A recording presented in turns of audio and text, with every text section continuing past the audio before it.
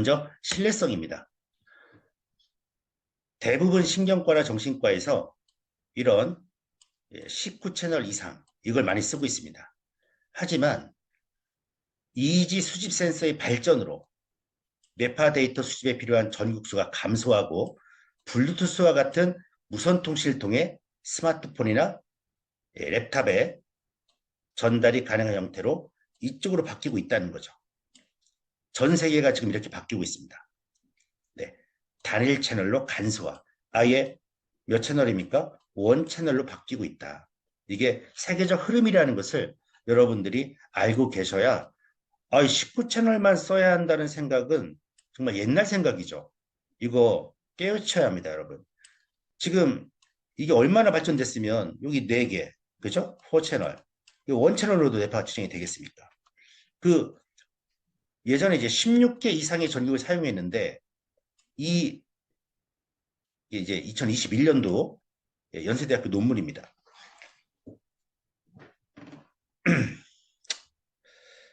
전극의 개수를 줄이고 데이터 수집을 단순한 EEG 장치들이 개발되어 실효성이 검증되고 있다. 네. 단순화된 EEG 장치가 반복적 측정에도 일관성 있는 측정치를 산출하고 이 측정치가 전통적 다채널 EEG 장치와의 측정치와도 높은 상관성을 보이며 그 다음 이완, 주의, 집중, 수면, 각성 등 다양한 인적 상태를 효과적으로 측정하고 분류할 수 있다고 보고한다.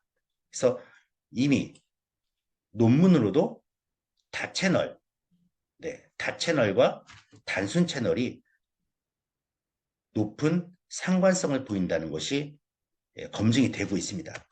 그래서 저희 누로하모니는 언제 검증했냐면 2000년도에 했습니다. 2000년도에. 뭘 가지고요? 일반용 갖고 여기 M이라고 하는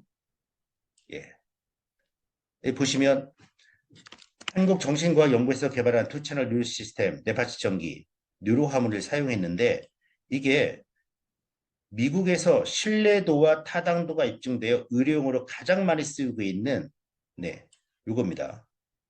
이게 미국에서 가장 많이 쓰이고 있는 19채널 뇌파 측정기랑 비교했더니 9.16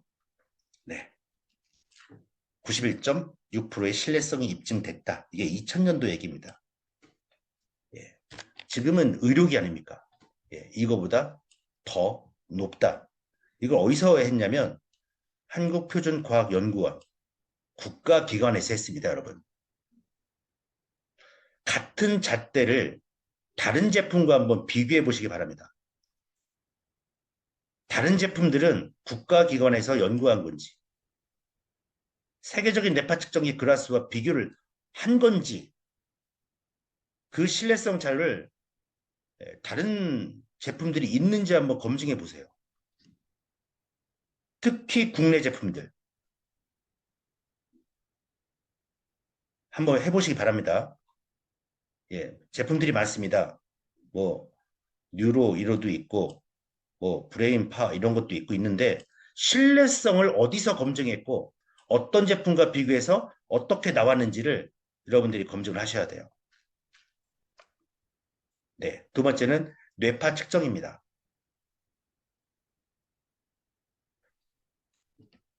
여러분들이 이제 제품을 가져가서 이제 데모를 하실 거예요.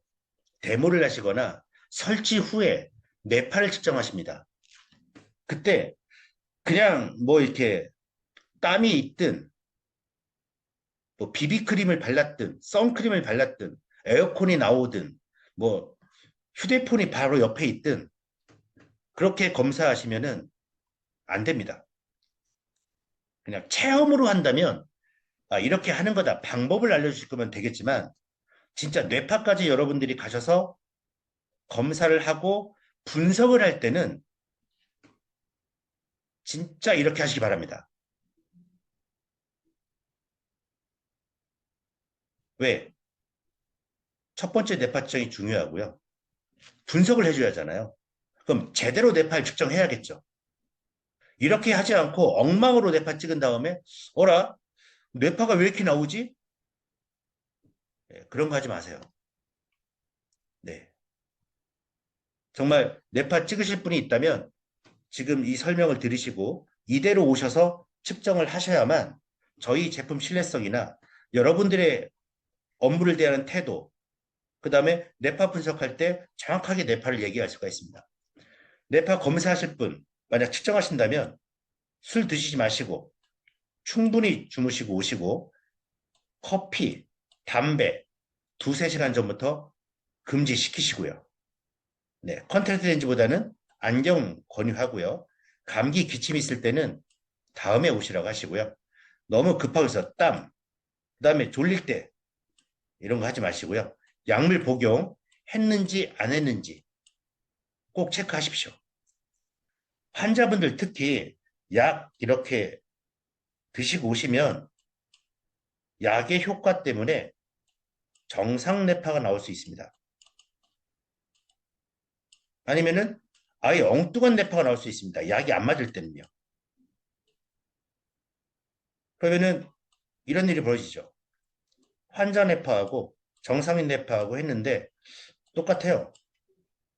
물론 비슷할 수도 있겠지만 환자가 뭐 큰, 큰 증상이 아니고 뭐 의심 증상이나 그런 강이 조금 있을 때는. 네.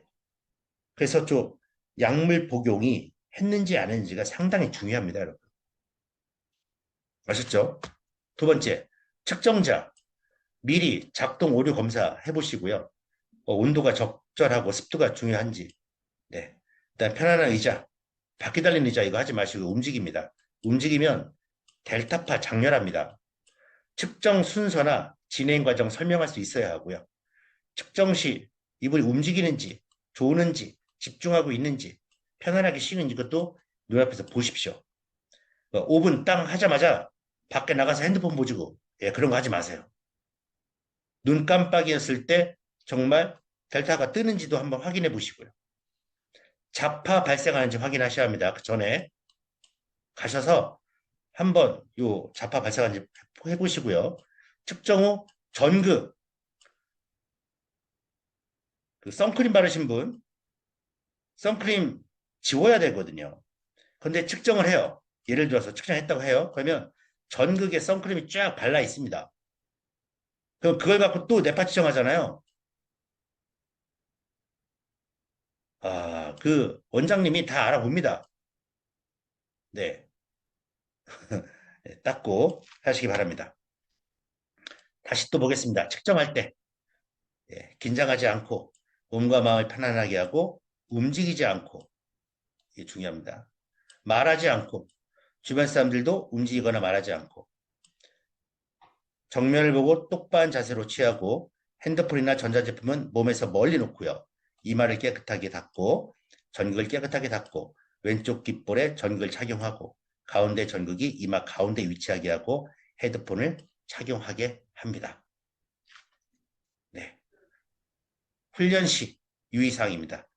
비슷합니다.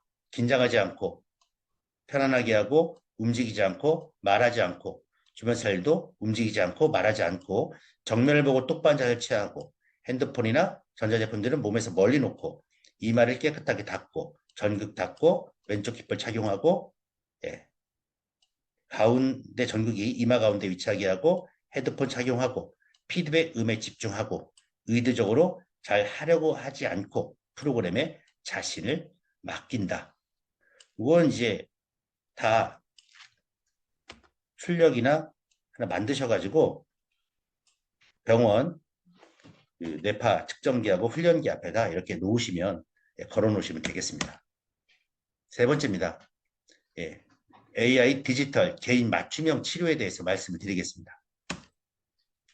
가장 많이 여러분들이 받는 그리고 여러분들이 누르하미를 비교할 때 우리 뇌 속에 저장된 지식이 MC 스퀘어가 떠오르게 되는 구조인 것 같습니다. 네.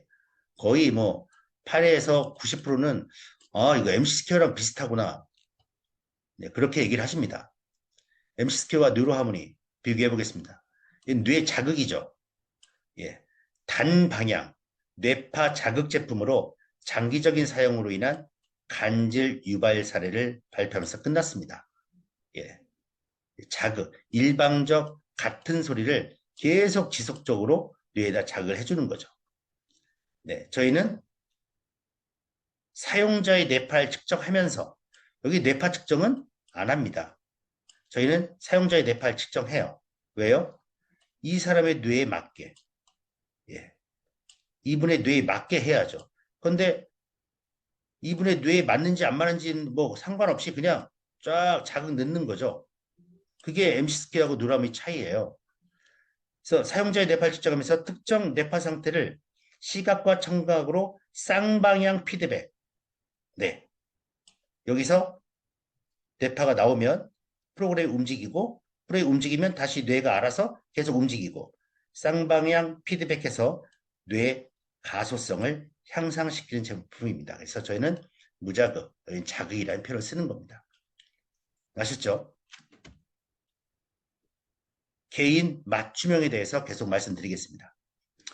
저희 뉴로하모니는 매 초마다 뇌파 조건을 점검합니다. 매 1초마다 뇌파 조건을 점검해요.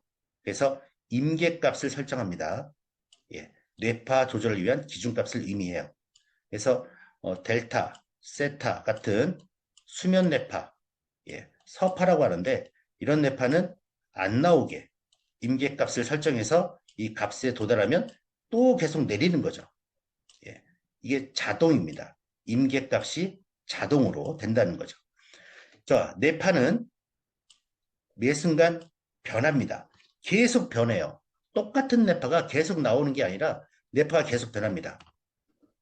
피드백에 의해서 뇌파는 특정 상태로 유도되어 변하고요. 그래서 매 초마다 기준값이 달라집니다.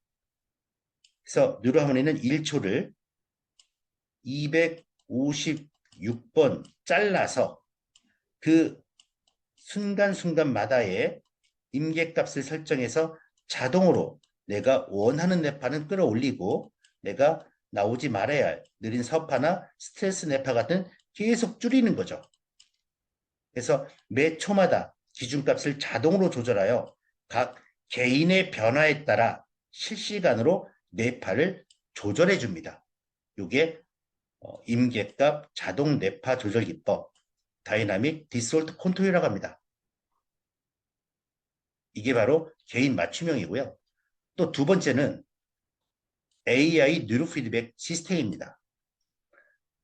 훈련자의 뇌파 피드백 패턴을 학습해서 인공지능이 뇌파의 피드백 패턴을 학습해서 뇌파가 목표한 수준까지 가장 빠르고 효율적으로 변할 수 있도록 해주어 뇌 훈련의 효과를 극대화해 줍니다. 그래서 이게 개인 맞춤형이라는 뜻입니다.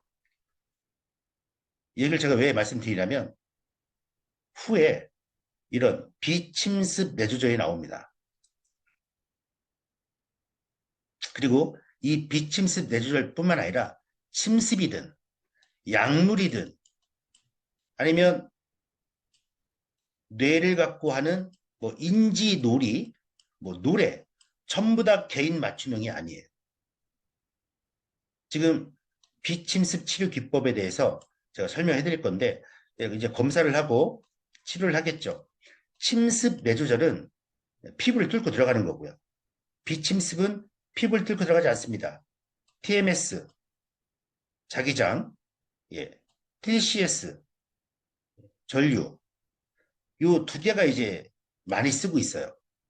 그래서 여러분들이 이제 저한테 카톡으로 많이 주시는 그 뉴로하모니랑 비슷하다 해서 저한테 보내면은 뇌파는 측정할 수는 있으나 요 조절 기법이 다른 거예요. 조절 기법. 예, 측정은 가능하겠죠. 어차피 뇌파 측정은 1925년부터 뇌파 측정이 됐어요. 이미 100년 전에 뇌파 측정을 한 겁니다. 근데 조절 기법이 조절이 중요한 거예요. 근데 저희는 자가 뇌 조절, 뉴로 피드백이고요. 여기는 자기장을 뇌에다 쏘는 거고요. 여기는 미세 전류를 보내는 겁니다. 자꾸 비슷하다, 뭐 같은 거 아니냐 했을 때 서울하고 인천하고 같습니까? 예. 뭐 대전하고 천안하고 같아요? 완전히 다른데 그냥 모양새 보고 아유 비슷한 게 맞네요. 전기 자극 주는 거하고 누르피드하고 같습니까? 자기장 쏘는 거하고 누르피드 같아요? 비슷하면 저한테 비슷하다고 묻지 마시고요. 공부 좀 하셔야 할 것 같습니다. 찾아보시고, 이거는 기법이 뭘까? 비슷한 게 있어요. 그럼 제품이 나오지 않습니까? 그 제품을 검색하면은 홈페이지가 나옵니다. 홈페이지에서 이 제품 특징이 나와 있어요. 그러면, 이건 미세전류구나. 이거 누구나 찰 수 있는데, 그냥 찾으시고, 이 제품은 어떤 거 다른 겁니까? 나한테 바로 질문하시는데, 이거 하지 마세요. 공부하셔야 합니다, 여러분.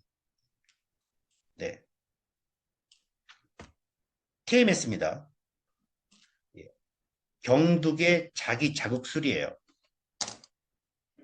네. 병원에 가시면 이제 이걸 쓰고 있는 의사분들과 많이 만나게 될 겁니다. 병두계 자기 자극술, TMS 치료라고 합니다. 네. 자기장을 이용해 뇌 신경세포를 자극해 우울증 증상을 개선하는 비침습 기술입니다. 예. 여기 있잖아요. 이렇게 생겼잖아요. 이렇게. 띠릭, 띠릭 하면서 소리가 납니다. 예. 이분 이제 좌측에다, 여기다 대고 이제 자기장을 쏴주는 거죠. 네. 뭘 쏜다고요? 자기장을 예, 뇌에다가 쏘는 겁니다. 얼굴이 안 나오게 내가 캡처를 했습니다. TMS에 대해서 유튜브 검색하다가 제가 공부를 했습니다. 그중에서 TMS 시술은 몇 살부터 받을 수 있는 거냐 하니까 TMS가 성인에 대해서만 허가가 되어 있답니다. 성인에 대해서만. 소아청소년은 아직 허가된 사안이 없답니다. 여러분. 바뀌었는지 안 바뀌었는지 모르겠습니다. 만약 바뀐 사항이라면 아시는 분이 계시면은 여기 채팅으로 한번 써주십시오. 네. 근데 성인은 여러분 성인은 허가가 났는데 왜 소아청소년은 아직 허가가 안 난 상황일까요? 이게 왜 그럴까요? 그것도 아시는 분이 계시면 네, 저기 채팅으로 써주시기 바랍니다. 그냥 저는 그냥 의심이죠. 아무 문제 없는데 이거 아무런 문제가 없는데 왜 성인은 되고 소아청소년은 왜 허락을 안 해놨을까? 부작용이 있는 걸까? 해서 제가 부작용을 찾아봤습니다. 물론 네이버 블로그나 다른 데서는 TMS 부작용이 없다고 하는 데도 있고 적다고 하는 데도 있습니다. 그러니까 이렇게 뜨는 거죠. 부작용. 이렇게 흔치 않은 부작용이 이렇게 있는 거 보니까 없는 건 아니고 적은 저도 사이트에서 사 먹어요. 없는 건 아니고 적은 것 같고요. 그러니까 여기 성인에는 허가가 됐는데 소아청소는 아직 허가가 안 된 것 같아요. 부작용은 일반적으로 보통 중간에서 나타나고 개별 세순 직후에 개선되며 추가 세수로 지나감에 따라 감소합니다. 두통이 날 수가 있고 자극 부위의 두피가 불편할 수 있고 안면 근육이 따끔거리거나 경련, 가벼운 머리 통증이 일어날 수 있고요. 심한 부작용은 드물지만 다음과 같은 증상이 포함될 수 있답니다. 발작, 조울, 특히 조울증 환자의 조울증, 시술 중 귀 보호가 불충분한 경우 청력 손실, RTMS를 이제 계속 한다는 거죠. 그래서 여부에 대해서는 더 많은 연구가 필요하다. 네, 이런 내용들이 나와 있습니다. 그래서 뉴로피드백과 자기장, 미세전류 제가 한번 비교해 본 겁니다. 여러분들도 한번 공부하셔서 여러분들이 스스로 정리하시기 바랍니다. 저희는 실시간이죠.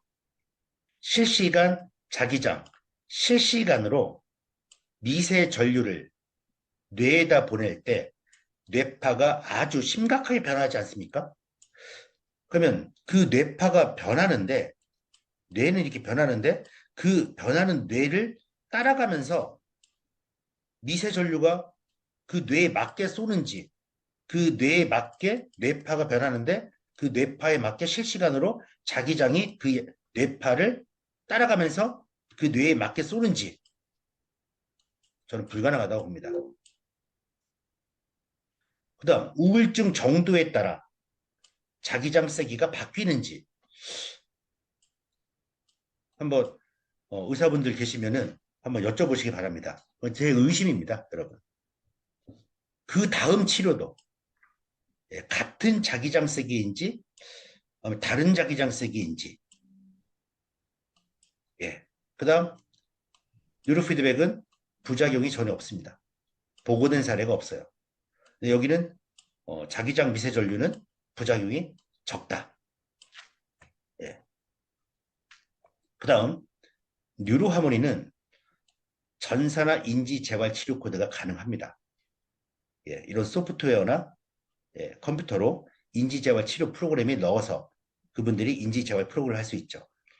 자기장 미세 전류는 인지 재활 프로그램이 없습니다. 만약에 우리는 경두에 자기 자극수를 하고 있는데 뉴로 피드백이 필요할까요? 라는 질문에 대해서는 여러분들이 치료 코드인 저희 아까 치료 코드 보여줬잖아요. 전사나 인지재활 치료 코드, 뉴로 피드백 코드. 그래서 전사나 인지재활 치료 코드로 경도 인지 장애나 치매나 아이들 학습 장애, 발달 장애, 지적 장애, 경계선 지능아 이런 아이들을 치료할 수 있는 좋은 도구가 될 거다 이렇게 얘기해 주시면은 다른 또 새로운 영역의 시장이 또 만들어지는 거잖아요. 네. 그래서 새로운 시장을 진출할 수 있고 또한 치료에도 인지재활 치료에 더 큰 도움이 될 것 같다 이렇게 말씀해 주시면 부드럽게 넘어갈 것 같습니다. 네. 코드 달라 이쪽은 Q 코드고 저희는 이제 M이나 N 코드죠.